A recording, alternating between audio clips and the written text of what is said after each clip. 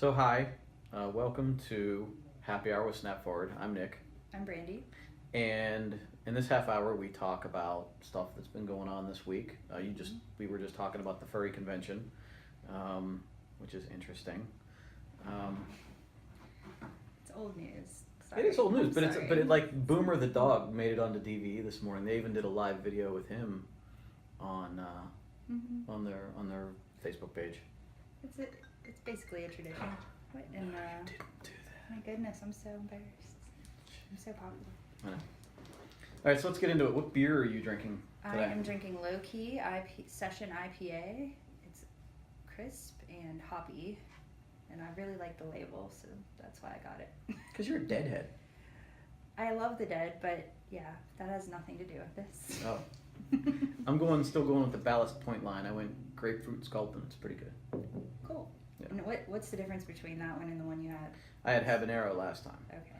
So the grapefruit's okay. I'm not a fruity beer guy, but this isn't very fruity, so it's okay. Good. Okay. Cool. So we won't talk too much about the furries or at all about the furries, but how about the Kanye video? Did you see it? I did not. The first I heard of it was reading that we might mention it, Okay. and I am clueless. So Have he. you not seen it? I have no idea Okay, wait a minute. anything about it. All right. Should you describe it? Go ahead. Talk about it. It's just I'm gonna get it creepy- here. It's very creepy. It's like a bed. And Kanye's laying asleep. I don't know if Kanye is real in the video or not because I didn't see. I only saw a clip of it because they couldn't get the whole thing. It's on Tidal. Oh, he probably put his Yeah. real self in. And Kim is in it too, but it's not real Kim. And it's just, I think they're wax figures or CGI or something. Oh. And it's creepy in the beginning. The lights are off, and it's a camera with like a light on it. So like it's slowly panning over these celebrities laying in this giant long bed, and they're asleep. And you can hear breathing and like snoring and stuff. And like it pans over the celebrities, and you can see Donald Trump, Anna Wintour, Taylor Swift, Ray J. You see Kim, you see Kanye, you see Chris Brown. And all the women, most of the women are showing their chest. Oh, they're everybody. You see bare butts, bare everything. Yeah. So And, are you gonna get offended if I show you this? No, it's Okay. I mean it's a video. Yes, for his famous song. I don't know. This might be like a cleaned up one because it's a news story. George Bush is apparently in it. George Bush, Donald Trump. No one is real in the video. Right. Yeah, they're all wax. Yeah. Yeah. Wait, was that Taylor Swift's reaction just now? No, Her face. that was just. Oh, okay. Yeah. It's actually She's laying right next to him. right. That's look That's like you can funny. see in that little Mhm. photo right there. She's laying with him and then I wonder how she feels about that. yeah. Well, in the song, he says, "I made her famous" or whatever. Yeah. Right. I made that girl. Well, not girl, Right. but I made that girl Wow. Yeah. So I'm not pulling up the video here. It's giving me all the clean ones, but basically. I can So imagine. there were legal ramifications for that. Lena famous. Lena Dunham, yeah, she's upset about it. She doesn't think it's art at all, which she might have a point. Yeah, it hits a point where you're not. I mean, how can you say if it's art Yeah. or not, though? Really, I mean, it's his one. What's He art had to no- one he- person? Yeah, is not. but I don't think it's art because he had no consent, so it's kind of just him. Let's put naked Taylor Swift laying next to me. That'll. Right. It's purely shock value. Yeah. That's what he is about 100%. Yeah, right. So he's just he's getting us to talk about it, right? So, and if somebody sues, I think you said somebody was thinking about suing? Taylor Swift is strategizing with her team. Okay, so Taylor, Ooh, you know all the good That's info. what the words are. she read the Cosmo article. Oh, okay. So, I read something else too about Taylor Swift, and I read the Lena Dunham thing. I think I agreed with the Lena Dunham comments, and yeah, I don't know. I mean, it was him trying to get more attention. And it worked. Right. And I think there's even an app out there. Well, he tweeted, "All right, somebody sue me now. I'm ready." Oh, and they So deleted it. So he's kind of like taunting people, and like the lawyer who like they spoke to said like he shouldn't be tweeting these things because that's just asking for it. Like you wanted to be sued, so that's the thing on your case if they did sue you. All right. Speaking of attention grabbing, I'm gonna skip that one real quick and go to Wendy Bell. Okay. Did you see her video? No. Well, I did see that she was suing. No. Yeah. This past week, maybe like 2 days ago, she stopped at a guy's barbecue shop or restaurant. He's grilling on the street, right? So she's driving through Homewood, and she Oh, stops no. at exactly. What did she do? She starts it off. She's doing like a live video or whatever on Facebook, and she says, "I've been driving by this place for 10 years, and I never thought to stop. Why do you think I never stopped stop to to talk to you or to get your ribs or whatever?"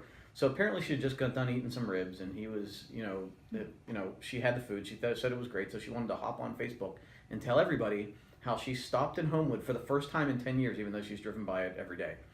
And she just so happened, she felt so compelled to try this guy's ribs today of all days, right? The whole thing was just so self-serving. So forced. It was just pandering to. Wow. I don't know who. She didn't get a whole lot of sympathy from the comments that I was reading online. She didn't get a whole lot of the reaction that I think she thought she was going to get. Wow. She's a very misguided individual. Yeah, she doesn't know when to stop. Is she married? She is married, yeah. She is. I wonder how that's going right now. I know, right? I don't know what he does, or I don't know. Yeah, I don't know. She just can't keep herself out of the media. Right. She wants to be. I thought you were gonna go with a story like, look at this guy trying so hard, like she did with the post, like Well, her first initial post. That's sort of where it was going to Yeah. go, right? I felt like it was. Yeah, I mean, it was just so obvious. She's like, "Look at me! Now I'm buying food from a black person." Yeah. That's doing more damage. Yeah, that's How can like, she That's basically just She's just more to the case. go that in her home and she's hide for a year or two, Yeah. and then maybe it'll Let it blow longer over. than a year or Right, two. let it She blow needs over. to go. She needs to move.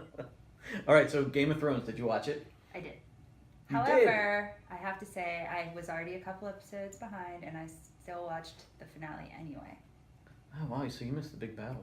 Yeah, I missed. I heard some rumors about what I missed, but I'm gonna still go back and watch them. It was a good episode. Yeah, Yeah, it was good. explosive. As John described it. It was. I think they're setting up for a pretty exciting season next year. So. Yeah, for sure. My favorite is Tyrion. He's my favorite. The little guy. Yeah, he's the best. Well, I mean, all the people that I liked, or most of them, are still alive. I think between, Khaleesi and Tyrion, and even Jaime, I kind of like. I think he might be the Queenslayer pretty soon. The way he was looking at her from the balcony, he might whack her. Yeah, all the good ones are left. But they did kill pretty much Yeah. a ton of people. Yep. Is Jon Snow alive? He is alive again now. Yeah. How did he come back to life if he died? Is it a magic thing on? Yes. on Yeah. It Earth? was like the Red Witch did something, and Okay. he opened That's the only opened thing his I know eyes. about Game of Thrones. Yeah. That Jon Again, Snow because died. everybody loves Jon Snow, Yeah. right? Yeah. Then they told the Red Witch to get lost. Get lost because they found out she burned some little girl at the stake. So take a hike. I don't like the Red Witch. Yeah, I'm not a big fan. Mm-mm. So that's our intro into our nerd talk now. So for the one thing that's coming up that's a big deal in about a month is that July 29th, I think it's July 29th, right? Windows 10 is not going to be a free upgrade for anybody that has Windows 7, 8, or 8.1. So, and what's been going on is, like we have a lot of clients coming to us saying, can we upgrade all of our computers right now? And the problem with a lot of business customers is sometimes they have cloud applications or legacy applications or applications that require Internet Explorer 10. So upgrading to Windows 10 breaks that because it requires Internet Explorer 11. And we've also run into some problems where computers aren't doing the upgrade properly, especially if they're older than 2 years. The computer's drivers for the storage drivers or the video card drivers aren't compatible, or they're not installing properly, so then you blue screen and it just turns into a mess. So, if we have a customer that has 20, 30, and there's one that has 50 some computers, we talk about what it looks like to upgrade all of those over the course of a couple of months until July 29th.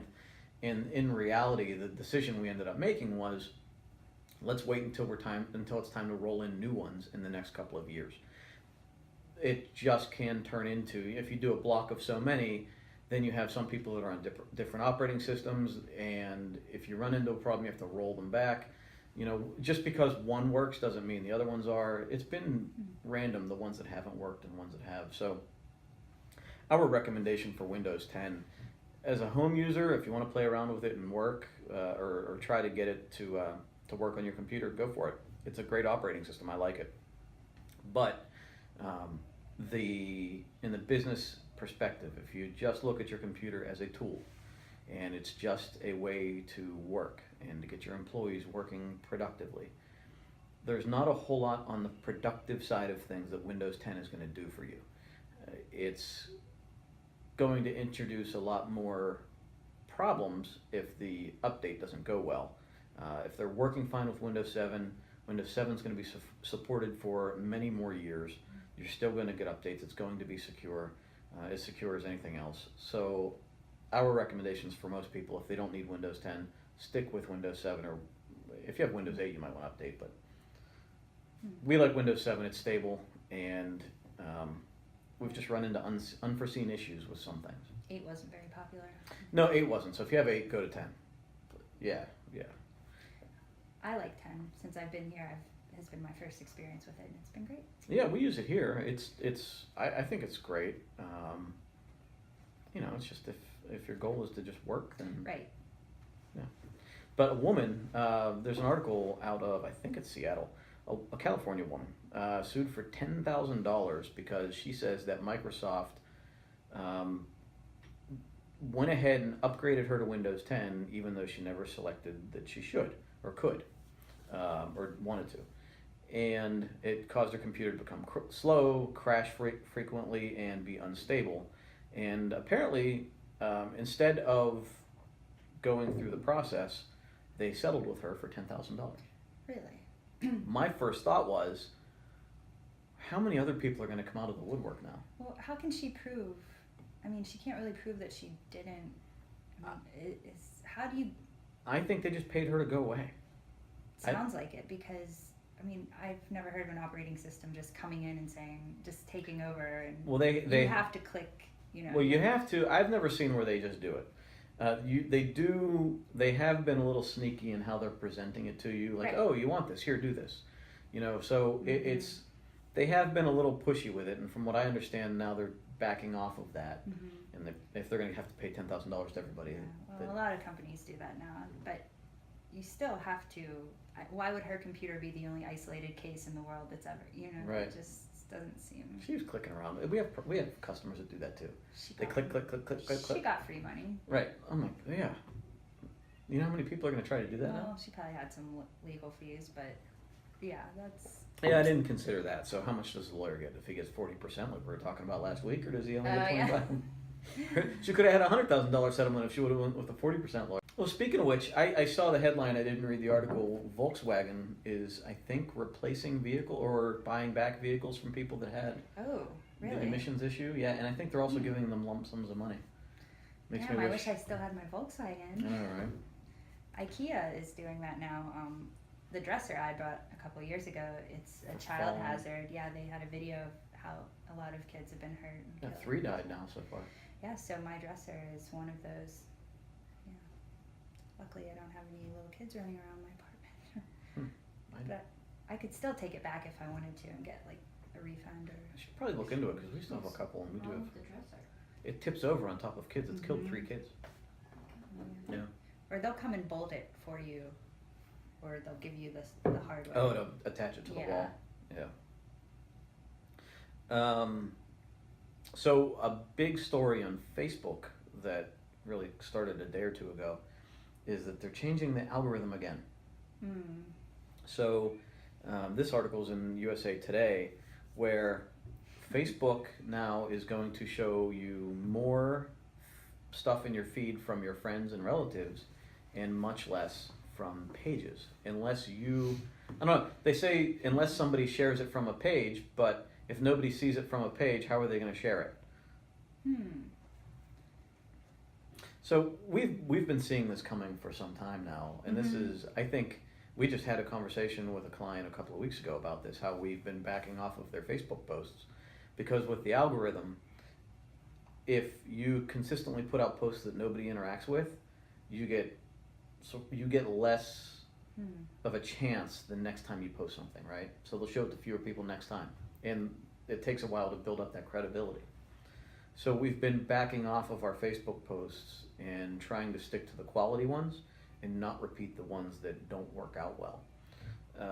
And this is validation of that strategy because now they're saying they're even going to back off more. Well, I think it ultimately is because they just want you to boost. They want you to have to boost, and they're slowly taking away your ability to have your stuff seen without paying for it to be seen. Right? Yes. Doesn't it just play more into that? Yes, absolutely. I think it's a byproduct and it's also a strategy, right? I think that as a consumer, I don't like it. I like a page because I want to see their posts. And my feed is curated so that I see my best friends' posts. I don't see many other people's posts. And I see a lot of news and marketing information, social media articles. My feed right now is very good. Well, would that supersede the algorithm if you've curated your? I don't know. I don't know. They're sneaky. Right. They're probably changing their algorithm all the time, but we only hear about it for the big ones. Exactly. So. They're doing minor tweaks day to day, but then we get this big story, and they're going to roll out this major update or whatever you want to call it. So I don't personally, from my perspective, my feed, I don't like it because I know there's a lot of restaurants that I've liked that I never see anything, and I have to go to their page and look and see what's going on. And I think, if I see a special and from 2 days ago, I think to myself, well, if I would have known that, if it would have popped up in my feed, I probably would have gone there.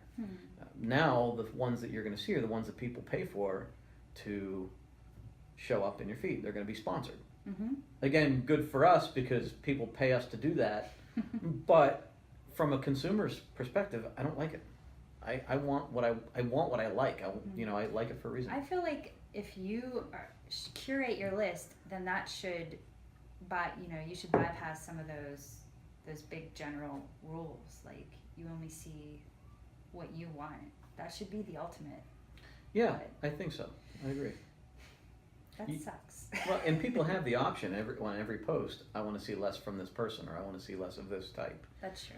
But apparently, Facebook is taking it further. Right. So if you are posting,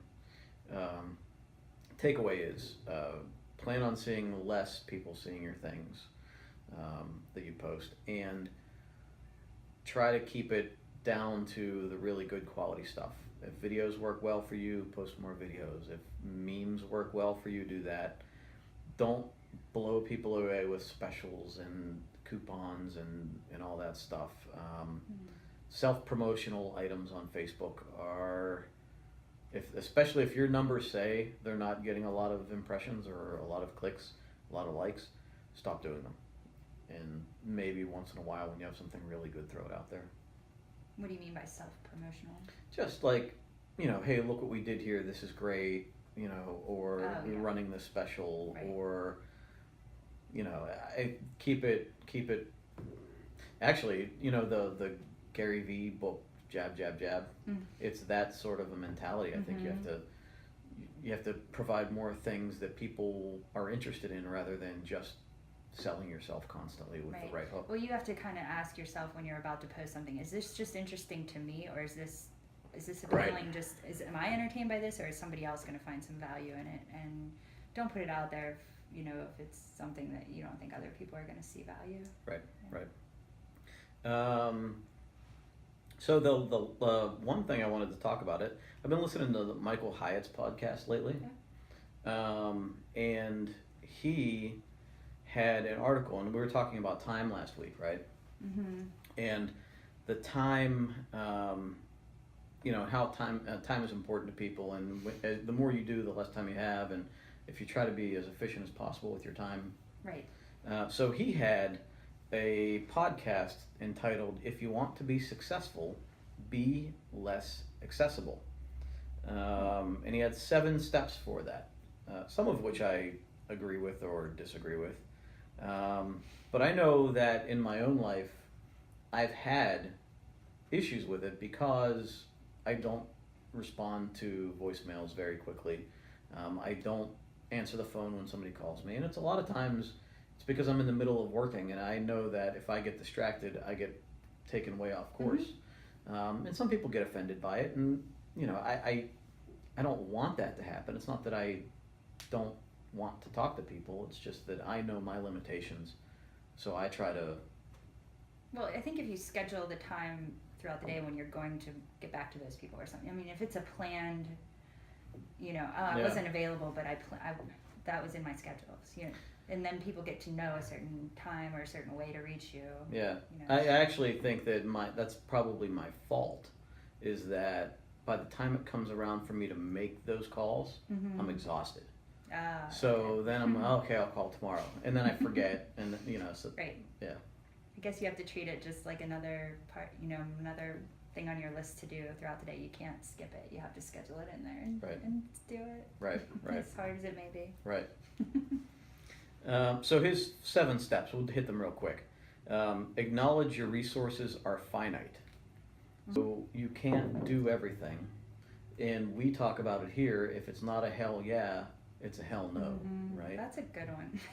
I love that saying. Like, so if you're not all in on something, if you're sort of wishy-washy on whether you want to do this or do that, it's a no, and go do things that are more important. And the other statement is that if you say yes to something, you're saying no to something else.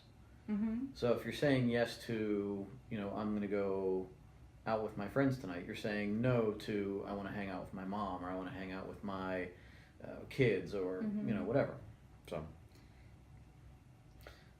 number 2 is determine who needs access and who doesn't. So, you know, you're sort of, you know, you have to prioritize who the people in your life, like who needs to be able to contact you at certain times. Right, like your biggest client, you probably don't want to put off that call. You probably want to, if somebody is a more valuable client or you have a better relationship with them, and you probably want to make them a priority. See, now, and that bothers me, like that thought bothers me a little bit because, why is that? Well, because I like to treat all of our clients equally, right? Right. So when because from our perspective, they all pay us similar to what size they are, so they're all giving us the same sort of percentage. So, but that in reality, I know that mentality or that thought process is normal, right? I mean, like the client that pays you 5 times what somebody else does, that might be. Or if they're a long-term client as opposed to a one-time project, then they would get the priority in my mind, because I mean, when it comes down to you only have an hour to do something and it needs to be done. Well, from a business concept, that 80-20 rule, you know, you get 80% of your revenue from 20% of your clients, so you spend your time on those 20% of your clients. You know, I struggle with it because I want everyone to feel important. I think where that comes into play is that when clients are calling, and I've run into this issue where clients call me and they want immediate response, and a lot of times I can't, because I'm actually working on something for them. So that's funny. You know, so you know where you know I've set my time where I got this more from the 4-hour work week, where you set your 2 hours where I'm not going to come up for air, I'm not going to answer the phone, I'm not going to answer my emails, I'm just going to sit and do this thing. So I'm not getting phone calls, I'm on do not disturb, and I'm going at it. So at that point, nobody has access. You know, right? Unless it's my wife and there's an emergency, then I can pull up. But yeah, it's. Well, if you're in the zone working and you're like, yeah, I'm knocking out my to-do list, and then you have to take a call, and it just completely knocks you off and you get sidetracked, and next thing you know, you're like, oh, I'll just do this tomorrow. Right. So you ran out of time. So you have to. I think the key, like, to decide who gets access and who doesn't, you have to plan. You have to plan who's going to get your access and set time later for that. Right. And that has to be acceptable, I guess. And step number 3 is take practical steps to limit your accessibility. So Oh. that goes into that. So it's shut down. Don't let anybody contact you. Have a gatekeeper.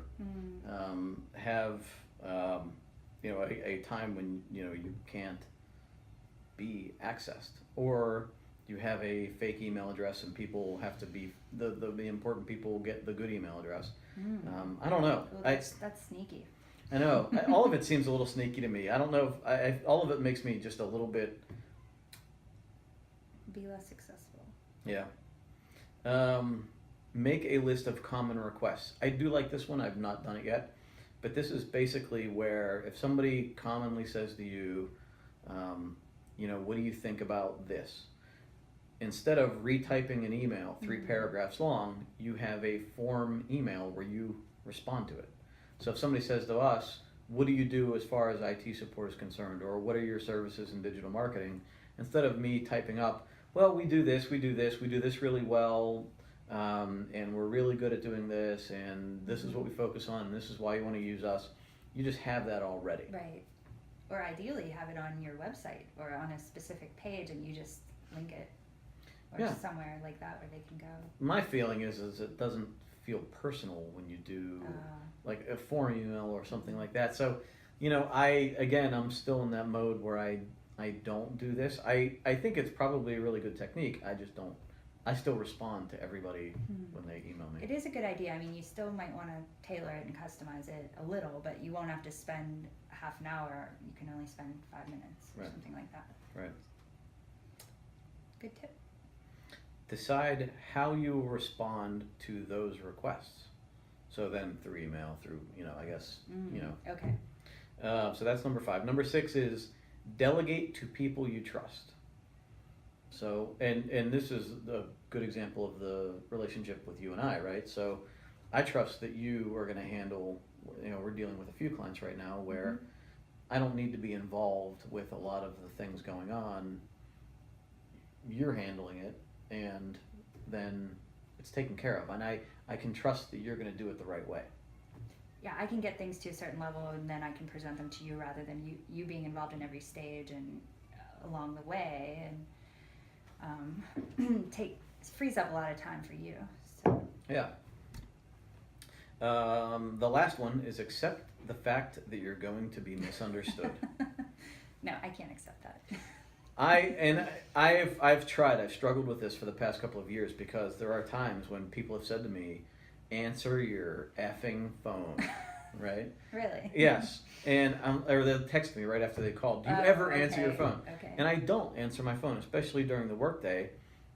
And it's hard, right? So during the workday, I don't answer my phone because I'm working, right? Mm-hmm. And then I'm going home and I'm with my kids. Right. So then I don't want to answer my phone then. So I have like when I'm driving home, then I'm talking on the phone. Mm-hmm. But yeah, it's and people get mad, and it's not that I don't care about the person that's calling. It's just that I don't know. It's hard. It's a hard thing to manage. I don't think anyone should get mad about that. People do. Especially if they know you and they know this is your work day, your family time. Yeah. It's silly if you get mad over stuff like that. People do. My opinion. People I know. do. Oh, I know. My mom still yells at me for not answering my phone. I'm like, I'm at work. That happened to me a lot when I was working in corporate America. That happened to me too. I think it's a mom thing. You're supposed to answer. Mine was a dad thing. Mine's a dad thing. He always is like, you can answer your phone at work. Like, I don't understand. Anytime I've had a job and he called me, he's like, you can answer your phone at work. It's okay. Like, I'm like, Dad, I'm at work. I can't just pick up the phone and be like, hi, what do you need? Like, he's like, they'll understand. You're talking to your father. Like, Yeah, and it's because every dad feels that way, because in a way, like as a parent, you think you're mine, right? You're my child. You're mine. You'll answer the phone when I call you. Yeah. And I know, like when I first had through the military, my dad was never that way, but after I graduated college and after I went to work in a corporate company, he would call in the morning, and the mornings at this company were miserable, just crazy, just people running around, and it was not. I hated working there, but anyway, he would call and I would answer, and I'm like, I can't talk. And he's like, well, just 5 minutes. And then like the next day, I wouldn't answer. And then when we'd have that conversation, it was the same thing. He's like, you tell him it's your dad. You got to talk to your dad. He gets like angry, and I'm like, Dad, like they're not gonna understand that you just want to call and ask me something. Like you text me. Yeah. Like, After a certain age, you just don't answer, and it's just sorry. Yeah, it's you know, and it's in the other you know, when you're in your early 20s or whenever, your parents are still fairly important to you. In fact, they're probably becoming more important again because you're coming out of that college I hate my parents type relationship. Right. So then your parents are becoming more important again, and you don't want to hurt them, right? So you know, but at the same time, you got You're an adult. adults looking at you going, what are you doing on the phone? I don't know. I just hit decline. Exactly. I'm like, what do you need? It's a tricky situation. Decline. I'm like, what are you calling me? And I like decline, and I'm like, yeah. Well, now you can respond back in a text like I'm busy, or you can do like the pre. Yeah. We didn't have texting when I was like 19, 20. Yeah, we did. I don't think I texted at all. Did we? No. And if we did, we had the I little. had a beat. We had the phone where you had to hit the number 3 Oh times. yeah. Yeah, I had that. I had the QWERTY T9 word. Yeah. T9. Her cell phone. I had a pager. You serious? Yep. I didn't want one, but my parents insisted that I have one because so they could find me. This was before cell phones. I'm talking about when I was like 16. I never had a pager.